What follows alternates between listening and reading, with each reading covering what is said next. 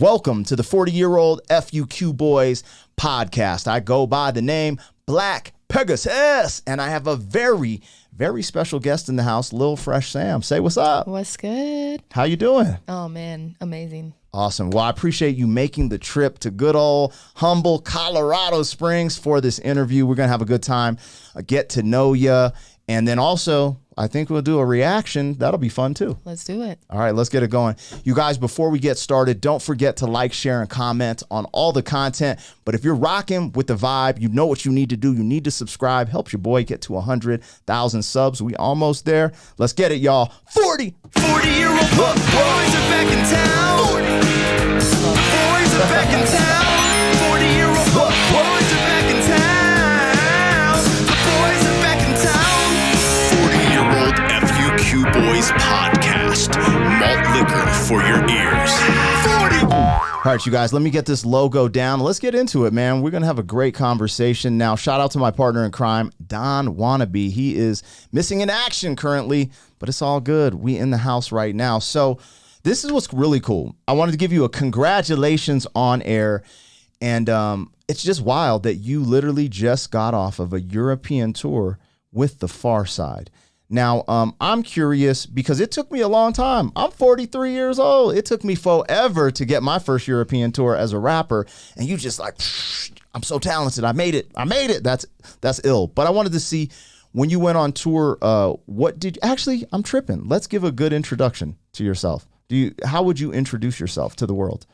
I'm a lot of things, but I'm a creator. I'm a wardrobe stylist. I'm a fashion designer. I'm a sister, I'm a daughter, I'm a lot of things, but I'm a creator. Yes. You're an artist, would you say? Yeah, sure. I got you. Now, my bad. I kind of just went crazy because I'm just thinking like, like I'm actually super proud of what you've been doing.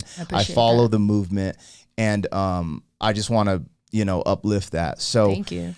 What she just tied in is like, look, you're a fashion designer and you're all encompassed, but you're like locked in, like you're a human being as well. And that goes into your fashion and stuff like that. Yeah, definitely. Now, I think I highlighted that early with you going to Europe on tour with the Pharcyde, you guys. So this is the Pharcyde, the legendary hip hop group. What is She Keeps on Passing Me By classic. So that's who she went on tour with. Now, how did that come about?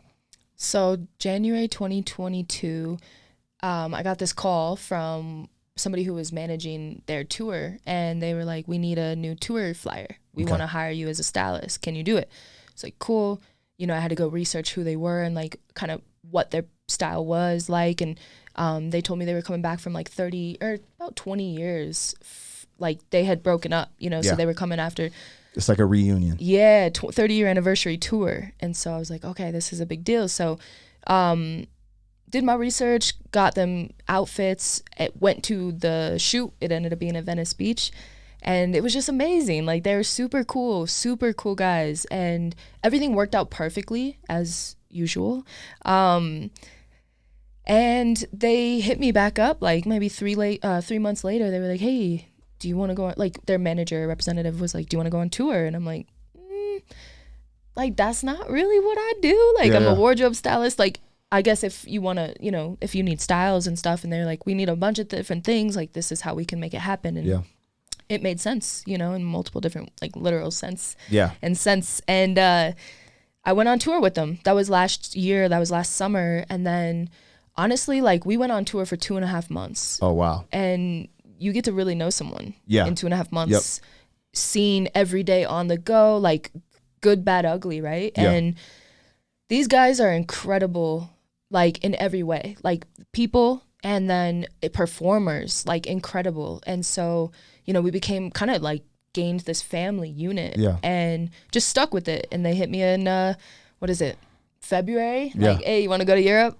Like, all right, let's get it. So, we made that happen. And it was an incredible tour. That's awesome. So now keep people in on like your title and what you would do day to day on the tour for them to bring you out on that level. Like, are you creating wardrobes on the spot, or how does all that work? Because I don't even know how all that works, and I'd love to hear it. Yeah, it all works differently, right? But like, because of the relationship we have and the trust that they have with me, and likewise, and in reverse, like I kind of like went out there with an intention to do one thing and ended up doing like 5 things. Okay. Because that's just how we like work together. We work really well together. So I ended up like running their merch, designing their merch, some of it. We'd be like at breakfast in one of the first tour dates. I think it was called Hurlin. Yeah. We were in Hurlin at breakfast, and I'm like, Fat Lip, like, you need merch. Like, let's design it right now at the table. And like, we had 30 minutes to get it in time for the UK to print it. And we made it happen. So like just constantly just implementing different things that they needed and adding value. And so I was creating all their content, you know, was able to scale their new page on social media, YouTube and Instagram. And then in addition, making sure their styles were good, you know, as needed. That's amazing. So it's interesting because I don't know if you know my story totally, but one thing that got me into touring, so I never made it over the hump as an artist. I was kind of under the radar. I had fans in different pockets of the country, but it wasn't enough to go on tour. And what happened was one of my homies saw that I threw concerts and understood contracts. Essentially, fast forward, I got on tour as a tour manager. Okay. And then I would get to open for the show.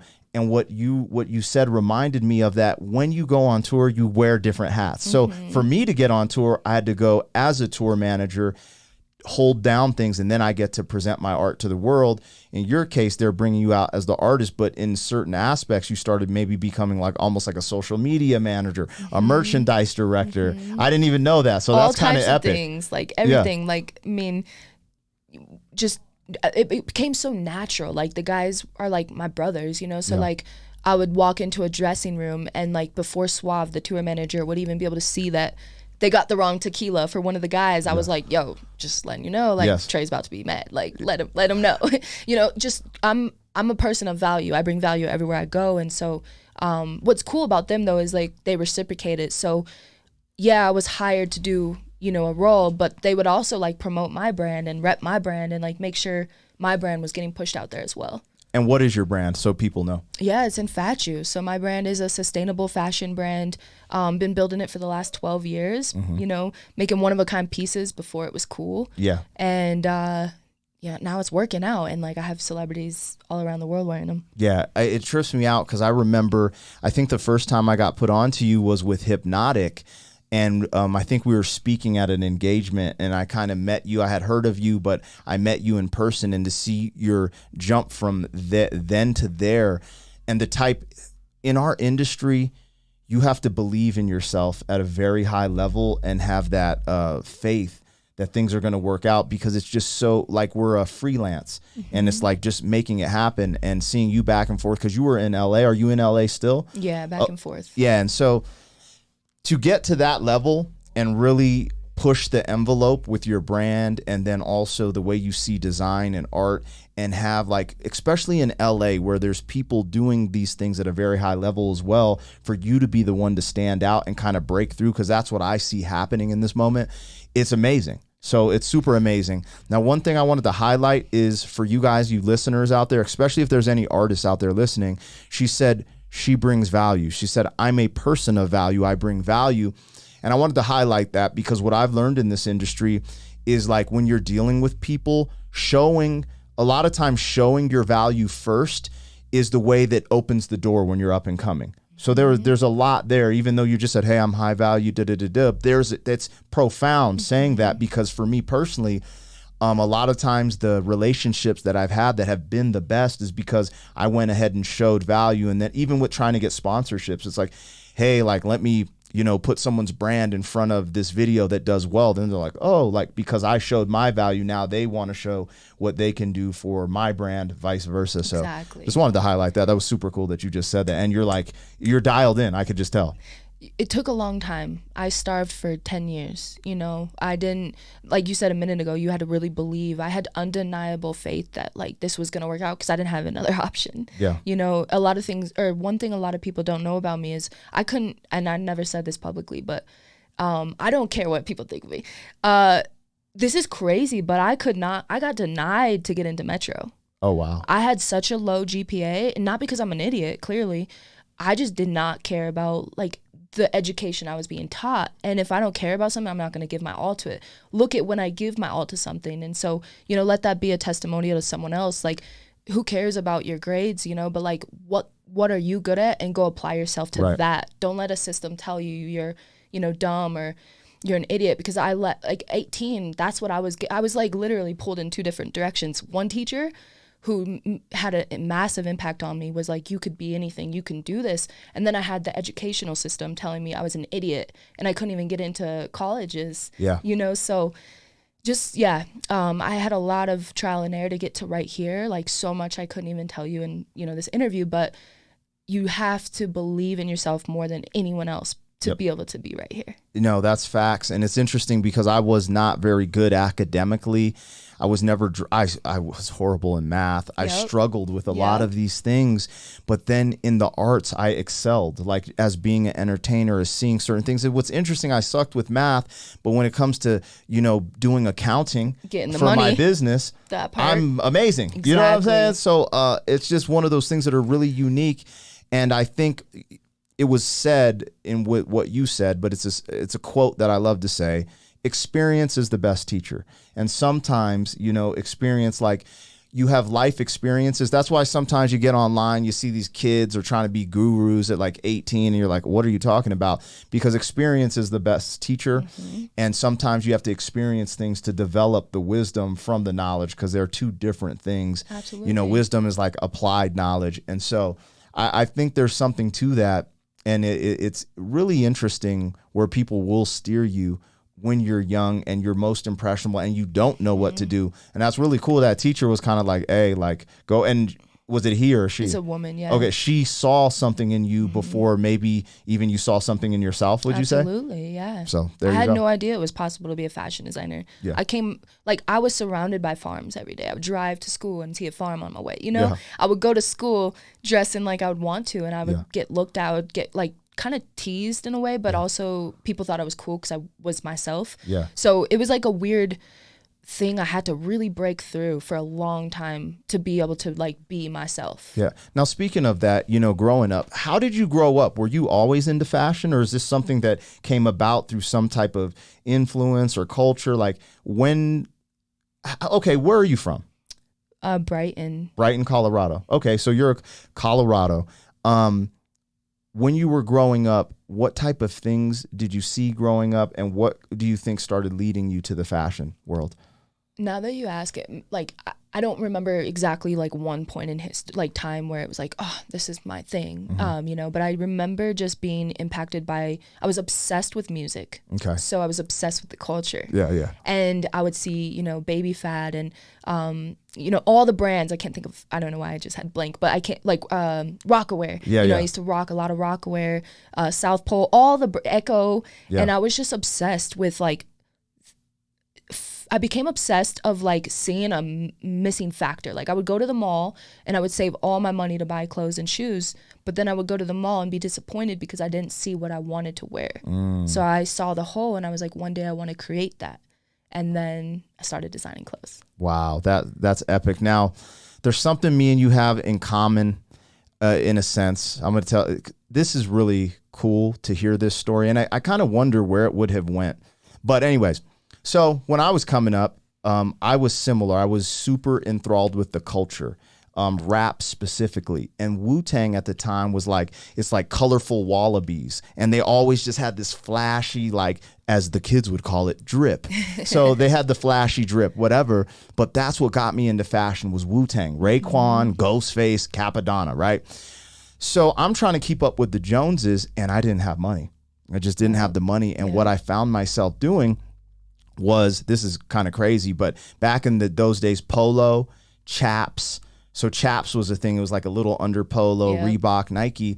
But I'd ask my friends, I would cut out the tags and then I would sew them on like shirts. I'd get these plaid shirts from Target and like put the chaps logo here. And like people like, yo, you got the exclusive. Where did you get that from? And that was like my little thing. I couldn't really sew that well, but I made it work. And it was just like, because I just, you know, at that age, you want to fit in. Yeah. You know what I'm saying? Which is so weird, huh? Because now we're like trying to stand out as a culture. Yeah. But yes, you want to fit in back then and you want to feel like you belong. Yep. And for me, you saw a hole in the in the fashion place, you're like, yo, this is cool, but this would look cooler. I want to fill this space. Me, I was just like, I just want a Nike shirt. I just want a polo shirt. So it was a little bit different of a feeling, but I was like, I just want to be cool. Yeah. And back then I didn't realize that, you know, it was more about me just being me. You know what I'm saying? Yeah. Like you grow up, right, like I said, experience. Yep. But yeah, like I've always been drawn to the arts, and like I can kind of draw a little bit. Obvious, I rap. I can pick beats. I'm an entertainer. You're creative. Yeah, a creative. Yeah. But like I think about that and I was like, I wonder what would have happened if I would have applied myself more in the fashion. Like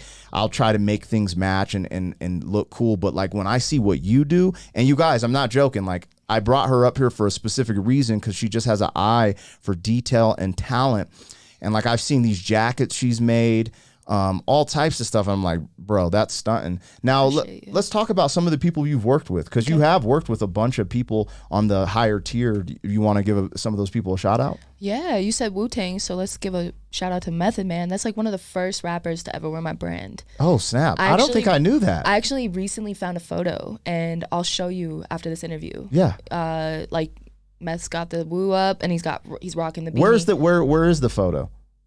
You could find it way back on his Instagram. You can find it on mine, and I'll send it to you too. Yeah, because I was like, I'll pull it up, let people see it. You want to see it right now? Yeah, I'm going to play this for you guys. I thought this was cool. So I was venturing through the interwebs, you guys, and this is, you can see her pop up. Actually, let me make this big. You can actually see her pop up in this like collage video that's on the Pharcyde Lives channel. Watch this. Took the red light. From the European tour, you guys, watch this. Good. Yeah, see if you guys like, we're gonna play Where's Waldo. So we had 27 days, 25 different cities / countries. Oh wow. We are the world famous, the phenomenal, and fantastic. Sorry, right there. When I say far, y'all say Paris, London. Yeah, man, that's cool. That's tight. That's dope. And I love, there's some, I was born in Germany. Oh, that's tight. And that was like one of my first beanies I've ever created, ever. I don't know if you guys can see that, but Method Man is wearing her beanie. He was one of the first, you heard it. She just said it. He was one of the first people to rock. Yeah, my brand. Your brand. That's tight. Recently, or actually a couple years ago, Smino bought some. I remember clothing. the Smino. That's what I was. Really that's cool. How I got put on. I was like, I remember that it was at the summit, right? I think he did a show at the summit or something. I have an okay memory. Yeah. But yeah, I didn't know about Method Man though. That's crazy. Yeah, Method Man's Ashanti. Oh, that really? was really cool. Yo, she's like one of my like favorite singers ever, all time. Like I said, culture inspired me. I was listening to her music since I was like 10, maybe even earlier. To give her a jacket was one of the like greatest moments in my life. Yeah. And she rocked it at her show, or you just were able to it give happened it to her? After her show. Okay. Yeah, the Rain, 1 year Rain, she had this meet and greet planned, but all of that got canceled, and her security like made sure I still got to give. I got in her car and like gave her a jacket. Oh, that's ill. Yeah, that's sick. Yeah, she has some classics. Like her and Ja Rule actually low key have some bangers. The best. Yeah. The back and forth like love kind of duet rap joints. Do we have a relevant, or not a relevant, but like a new era version of Ja Rule and Ashanti?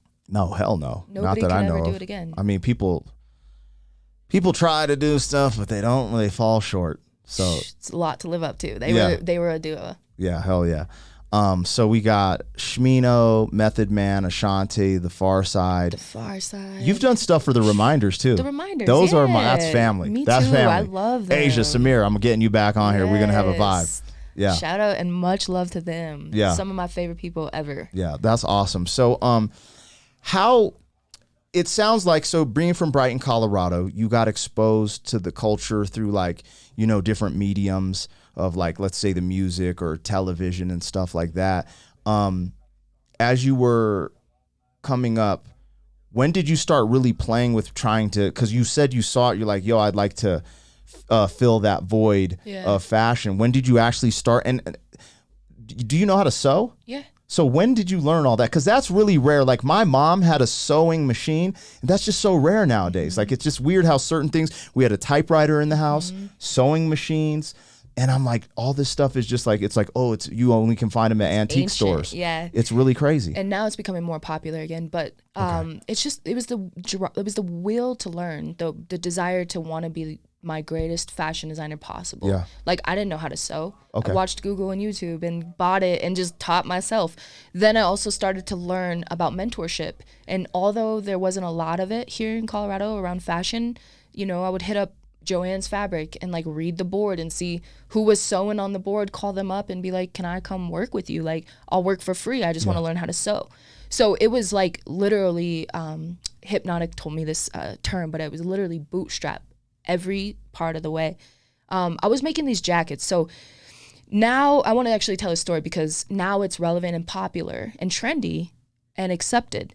But 12 years ago, trying to make these one-of-a-kind jackets, it just happened because I was poor and a starving artist who quit my job at like 20 to do this full-time. And so I couldn't do full lines of cut and sew, you know, take thousands and thousands of dollars. So what I would do is I just had this idea one day. I was like, I'm going to go to the thrift store and buy, like for me, I gravitated towards jackets because it's an item that you can continually wear every day. Versus a t-shirt where you're gonna like maybe wear it once a month or once every couple weeks. Yeah. So I don't know why, but I gravitated towards jackets, and it also was a higher price point item. You could do more with it. I started like deconstructing and reconstructing these jackets just because it's all I had to work with, kind of like your polo, flannels and stuff. And so I was in my parents' basement, like a mad scientist, literally, just like down there. Like I have photos, like as a 19-year-old, just trying to make this work. I didn't know what I was doing, man. I just did it. And I would make these pieces and I would put them out in Denver and nobody would fuck with them. Like, sorry, excuse my language, but you're good, nobody would fuck with them. Yeah. And I'll never forget, like I said, being early and ahead of my time with like these one-of-a-kind pieces was really challenging because it wasn't accepted. It wasn't like I would go to these stores and they'd be like, you only have one though? Like, that's not what we do. We buy wholesale. Yeah. And so I literally watched the game change right before my eyes because now we have, you know, department stores and different like everywhere accepts one-of-a-kind pieces now and sells them, and you see them all over celebrities. But breaking in with one-of-a-kind pieces was really challenging because it wasn't accepted. Yeah, and that's wild too because now it's like that exclusivity is what gives it more value too. It's like, oh, I could have a 1 of 1 or a 1 of 10. So that's crazy. Yeah. Have you ever been approached by a bigger organization that would want to, you know, like, you know how like organizations like to design for? Yeah. I've designed for other, like not a big organization, but I've designed, like ghost designed for other brands. Okay. And just gotten like pretty large checks. But also I've actually gotten approached by large corporations to style them or to style their, you know, Netflix. Yeah. Recently Ziggy's Coffee here in Colorado, or like Skull Candy, Pop Socket, all these type of corporations. Yeah, I've styled for them. Okay. Puma. I was just curious because I see sometimes like Gucci, for example, take a street dude, I think his name was Dapper Dan, and kind of be like, hey, will you? And I was just wondering if anything like that. And then I was going to ask if something like that happened, where's the line where you're like, hey, I have to put my brand first, or, like, is there something like that going on in your brain? I love that you asked that because, yes, that is actually something I'm like open to. I don't know if you know the brand Rude. Sounds familiar, but I don't know. So the creative director and owner, he just recently got picked up by Bali. It's a luxury brand that he's designing for. And it kind of opened my eyes to see that I could really do both, and how I could mutually benefit them and they can benefit me because I could also learn. I'm a self-taught designer. Yeah. So like going into a luxury fashion house and getting the ability to like expand and use their resources would be incredible. Yeah. So I'm open to it. Gucci hit me up, Louis V hit me up, like I'm ready, but no doubt I would learn how to manage it, you know, like my brand's never going anywhere. Yeah. It's gonna forever. Yeah. It's something that you're going to propel to the forefront, but sometimes, you know, it's almost like internships. It's like if someone was like, hey, we want you to be the vision of our brand for a certain time, if the monetary, whatever, the monetary was correct. That and the right brand. Yes. Yeah, it would have to be the right brand. Yeah, that makes sense. Yeah, and also you said Dapper Dan a minute ago. I wanted to shout out. So like I said a minute ago, I never got proper training. Like I couldn't afford fashion school. Yeah. But But what I did is I found a lot of really great mentors. Nice. And so whether that was in Denver, you know, these women who were like, you know, 60, unknown, but they were like an expert in sewing, or somebody who like I'm wearing right now. This is a super big legend. Shirt King Fade, shout out him. He is one of the people to like pioneer the airbrushing movement in the 80s with Dapper Dan. Oh, wow. So those are like two of the like people who really started, you know, the fashion we see today. Yeah. Like the airbrush, the cool, like Dapper Dan doing the reconstructive. But yeah, Shirt King Fade was like my first mentor in LA about 2015. Oh, wow. And just was like, yeah, I got you. Like, I'll teach you some stuff. And, you know, we got to work together for a little bit, and then I had to come back to Denver. So that was short-lived, but still one of my homies, and like always forever rapping. Yeah. I see some of your posts on Facebook, and it's like inspiration too, because it's like you kind of see the ups and downs, but for the most part, there's like a lot of gratitude. And like sometimes I forget what I've seen, but it's like a picture of something beautiful, maybe like a meal and then something beautiful, but it's like, you know, kind of like thinking about where you've been and saying, hey, you guys, this is where I've kind of been or where I'm going type of feel. And I really enjoy seeing that too, because I think that as we're on our journey, documenting it in this time and age is like very important. And I think it's really inspirational. And I just get kind of hyped because I'm not as familiar with, let's say, the fashion industry. So when you posted that, hey, I'm going on tour with the Pharcyde, I was over here like, that's crazy, because I've just never heard of that, because I'm a rapper and I go on tour. So like, yeah, you tour with like a TM, a merch person, you know, a this person, a that person, a light guy, a sound guy sometimes, you know, it just depends. But for you to be like, hey, I made it to this level with my fashion skills, that says so much, in my opinion. That's crazy. I appreciate that, especially you being one of like, you know, a legend in Denver and Colorado. I've recently got asked, like, do I feel like I've ever gotten enough credit in Denver? Yeah. I don't care about credit in Denver. But if I did, no, because who else do you know besides like you, Hypnotic, a few other people who's ever been able to, you know, go on tour or like make a living off of creative, you know, their craft. Yeah. But yeah, I did that, and it was so hard, man. And like I didn't get the support maybe like an artist or a rapper in Denver would, because you know, these producers come and back them, or like whoever's a lot of people come and back, radio stations back these artists. Who backs fashion designers? Yes. We do ourselves. Yep. And then, you know, the amazing teams that we create and the people who see. So I appreciate that, because it was so hard. No, that's real. I want to give you your flowers, especially since we're on right now.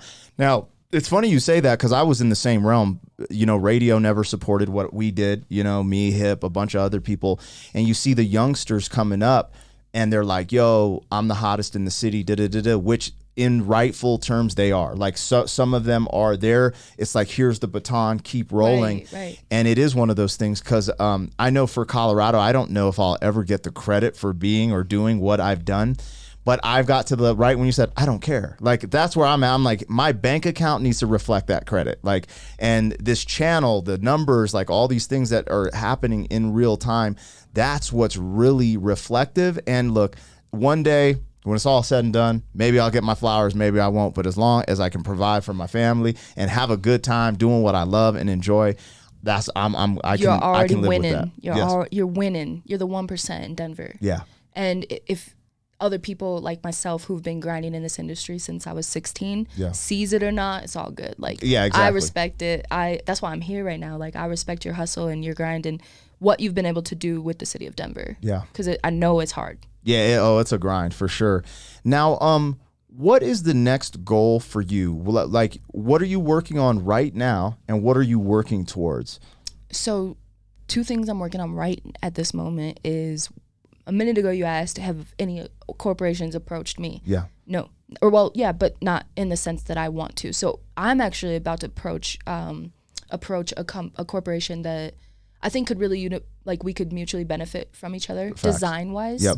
So I'm getting ready to pitch one of my largest pitches ever, and let's hope I secure that bag. Nice. And then mostly the impact around that will happen after it will be the most,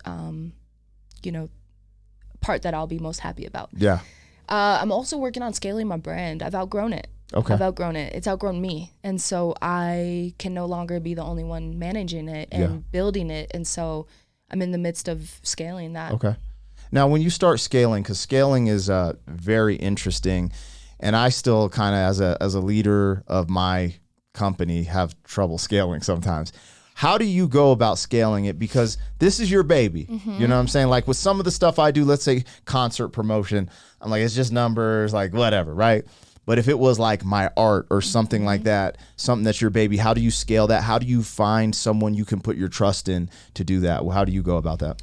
I think it's very similar to like how I'm approaching dating. Okay. I'm very, very, very particular and I know what I want. So going to like, I'm about to start crowdfunding, right? And I'm open to the idea of an investor and open to the idea of other people having shares or a little bit of ownership.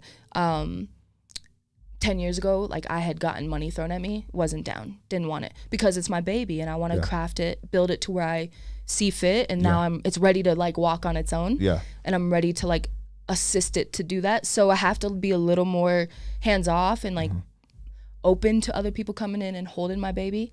But it has to be the right people. Yeah. So I'm just very, very particular and I know what I'm looking for. Definitely. Okay. Well, that's good to know. And essentially just being selective. And once you're able to kind of find the certain traits within someone, you kind of can... Intentional. Being very intentional. Like writing, like I've written down what I'm looking for. Okay. You know, like how I want them to play a role in my business. What do I want from them? Not necessarily just money, but what else could they add value in, you know? And just being very specific. And then what am I going to do with that money? Yeah. And it's on its way. I'm excited. That's awesome. Now, as you start scaling... How is everything going with like your family life and personal life? Like, does there any things that detract? Like, and what are some of the things that we were like, oh, this is kind of like, the struggle part, there's things that kind of, like I'm curious on how your personal life is rolling, but then all the some of the times life sprinkles us a curveball and we're just like trying to like balance that with our passion and our business. I wish it just threw me a curveball. Yeah. It threw me like a fucking hailstorm. Right. The last 12 years have been really interesting. Okay. And now I can look back. Actually, half my life has been really interesting. But I can look back now and be like, oh, I'm so grateful that happened. But man, to get to right here, it's been really rough. Like I don't know why. Well, I'm learning why. I believe God is molding me to be a particular person, but. Right. Tomorrow, I celebrate losing like 3 people in 2 weeks. Like I've never just been like a curveball. Like I'm telling you, it comes in like these crazy massive waves. So like my mom got breast cancer in 2015. I had to move back. Dad almost died in 2019. Had to move back. COVID completely ruined all my businesses. Had to move back in 2020. Like I've literally conquered and was able to persist through everything that's come my way. And it's been a hell of a battle. It's not been easy. It's not been like a journey, like it's not been a smooth journey. It's been a roller coaster. But how I've been able to survive that and continue on is like my mission is so big. It's so greater than myself. So it's easy to continue to pick up and move forward because like I'm leaving a legacy. It's bigger than myself, and my parents and my family are also included in that legacy. Okay, so it's like, I do this for them. I do this for my nephew who needs to see a role model that was able to do something outside of like the norm, Yeah. So yeah, it's been a hell of a ride, but like I said earlier, there's no plan B for me. This is it and it's working, and being able to like, honestly, like going through all that stuff really like fucked me up. I was like,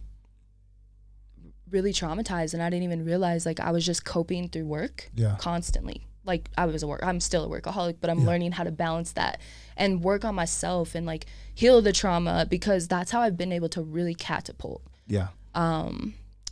Like the last 2 years I learned about mental health. I didn't know anything about mental health before COVID. I had no idea what the word meant. Like that's how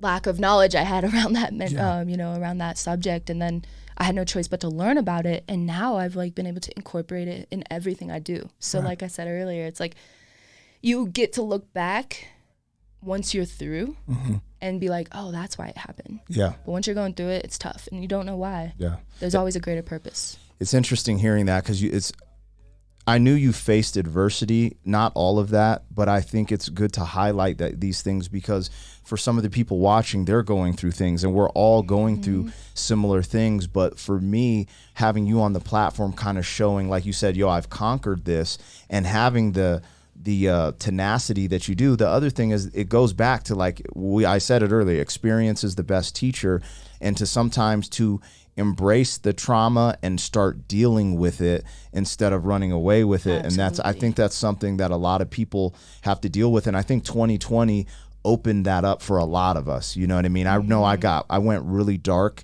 and then I learned a lot though. Like I actually learned and became different. But the crazy thing was I got tighter with my wife and my child, and I didn't realize it brought me to a new chapter of being like a man and not That's just amazing. being on some BS. And man, I feel for you too, because every time I hear breast cancer, that's how I lost my mother. So it hits very deep. You know what I'm saying? So I totally get it. And it's cool to see you overcome these things and still be focused. And you said, this is very profound. And I like to just highlight what you're saying. So I'm really just saying it over again, but you're like, there's no plan B, you guys. And in wartime, it was called burning the ships. Like they pull up to the sands and the leader would be like, burn the ships. There's no, we're either getting this land or we're not. Now, I'm not saying if that was good or bad. I'm just saying that's the mindset. That's the mindset. There's no defeat. We can't, there's no looking back, you know? And that's kind of how you have to be when you're chasing your art, your dream, or passion, or just life in general, you guys. Like if you want to raise at your job, if you want certain things, you have to have that tenacity, that intention and focus. And I wanted to highlight that because you said all of that in the conversation we just had. Yeah, and even if you're, your goal is to be, the best cashier at Walmart, that's a goal. And as long as you have this reason to wake up, it's really important to have a passion or a purpose, right? Yep. And they could be separate, they could be the same. Sometimes people really battle with oh, but I need to be an artist or I need to be creative. No, be you. What are you good at? What do you love to do? And figure out how to make money off that, or don't, and keep it your passion. Yep. So, but a lot of people get down on themselves if they're not kind of doing what they see us doing, but it's not for everyone. It's look, I think the hustle culture and I love Gary Vee, but I think we that era really made entrepreneurship look like it was easy and a breeze, and it's not. It's so hard. Yeah, it's super hard. And that's the other thing too. You said something in there that was really cool, because I feel and I don't know if this is an American entitlement thing, but sometimes just being American, sometimes I feel people just feel like they're supposed to have this thing or that thing, right? And I was seeing this Japanese brother talking, and there's this thing in Japan he was talking about where he's their focus is to be the best at whatever they do. So if you take out the trash, every little thing you do, and when you start looking at it that way, you start looking at everything differently instead of being bitter, oh, I should be getting this for this. But when you put the gratitude and put the time in, other things start to germinate.